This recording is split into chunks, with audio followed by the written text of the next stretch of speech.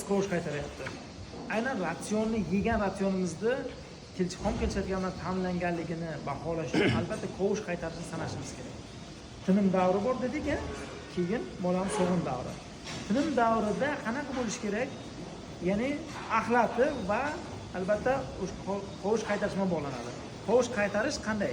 Mana yutinadi-yu, yutingandan keyin yana bir marta og'izga olib keldi. Ana shu og'izga olib kelganda to chaynab yutgungacha bo'lgan jarayon sanaladi.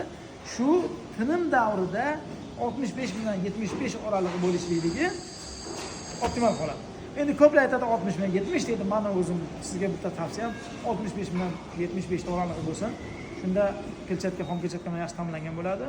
Keyin axlat bilan qarab baholaysiz. Bizda axlat bo'yicha o'zimizni shpargalka jadvalimiz berilgan, o'shanga qarab olasiz. Endi sog'in sigirlarga keladigan bo'lsak, sog'in sigirlarimizniki albatta 50 bilan 60 oralig'i bo'lishi shart. Mana shundan 60 dan oshdimi, demak, sizda xom kelchatka ko'payapti, hazm bo'lishi qiyinlashadi. Xom kelchatka undan kam bo'lsa, atsozga olib keladi, kelchatka kamligi olib keladi, mollarimizda atsozda modalmashuvni buzishga olib keladi.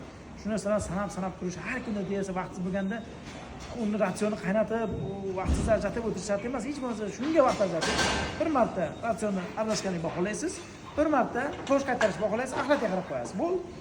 Keyin ishingizni qilaverasiz.